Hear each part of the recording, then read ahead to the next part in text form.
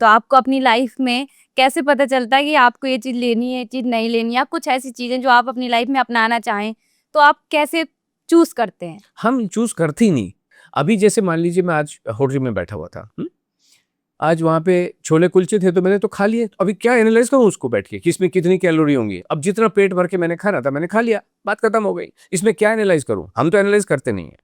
हमारा जो रूटीन है, अभी जो टाइम है, क्योंकि आज मुझे पता है आज मैं पॉडकास्ट में बिज़ी हूँ तो फ्रूट खाने का समय नहीं मिलेगा, तो मैंने उसके अपने टाइम को उस हिसाब से एडजस्ट कर दिया। जहाँ पे मुझे टाइम मिल रहा था वहाँ पे मैंने फ्रूट खा लिया। फ्रूट एक आपके जीवन में जाना चाहिए।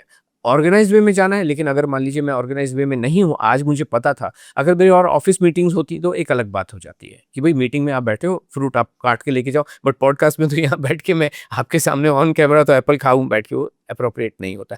बट जो 5 मील है हम खा रहे हैं, उसके बाद जो भी मन में खाने वाली चीज़ है वो खा लेते हैं, कहाँ प्रॉब्लम कहाँ है? हम तो एनालाइज़ नहीं करते हैं और हम किसी को कहते भी नहीं है कि आप एनालाइज़ करो, आप खा लो। हम तो खाना खाने के लिए प्रेरित कर रहे हैं। एनालाइज़ किसको कर रहे हैं भई, काजू, बादाम, अखरोट, पिस्ता, चिया सीड, पिया सीड, ये आपको नहीं खाने हैं।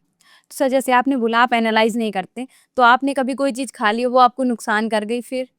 एक्चुअली यस, आपने बिल्कुल ठीक कहा, नुकसान कर गई। हम महाबलेश्वर गए थे एक बार घूमने के लिए और जितने भी हिल स्टेशंस होते हैं यहाँ पे, ये point, suicide point, tiger point, जी, जी। सनराइज़ पॉइंट, सनसेट पॉइंट होते हैं। वहाँ पे मूली बिक रही थी बड़ी, और मुझे बचपन की याद आ गई जब हम लोग मार्केट में, ये घर में ही एक्चुअली, मूली के ऊपर नींबू, मिर्चें वगैरह लगा के खा लेते, तो बड़ा टेम्प्टिंग लगा मुझे और थोड़ा-सा याद आ गया। तो मैंने कहा, आशा जी ने मना किया, ऐसे रोड साइड में मत खाओ। बिकॉज़ समय के साथ हमारे भी जो सिस्टम्स हैं वो उतने ज़्यादा स्ट्रॉन्ग नहीं कहना चाहिए, बट वो इम्यूनिटी नहीं रही है, क्योंकि हमने अपने उबले हुए पानी पी रहे हैं। पहले तो कुछ भी कहीं से भी पी लिया, हमारे प्याऊ होती थी गाँव में कि भई ओक लगाया और स्कूल से आते-जाते पानी पी लिया। तो वो एक अलग तरीके की चीज़ थी, तो वो मैंने मूली खा ली और हम गाड़ी से गए थे, करीबन साढ़े 5-6 घंटे का रास्ता है बॉम्बे से। मतलब मुझे शाम होते-होते तक डाइजेशन प्रॉब्लम हो गई, उल्टियाँ आनी शुरू हो गई। बड़ी मुश्किल से मैं ड्राइव करके वापस लेके आया।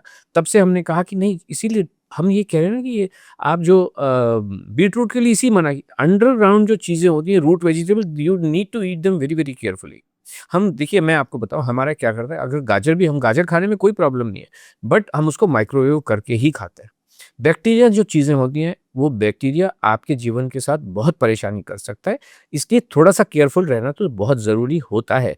लेकिन अगर पकी हुई चीज़ कुछ खा रहे हो और आपको ये लग रहा है कि वो नुकसान कर सकती है, जैसे अभी आपने कहा पकौड़े, है ना? तो अगर आपका जो मैंने आपको एक रूटीन बताया, अगर 80% आपका रूटीन ठीक है ना, तो हमारा ये मानना है कि वो जो 20% में आप पकौड़े खाओ, ये खाओ, वो खाओ, नुकसान करता नहीं। इसीलिए मैंने आपसे क्या कहा, 14 डेज़ के बाद में आप एक-एक मील को इंट्रोड्यूस जी, करो, जी।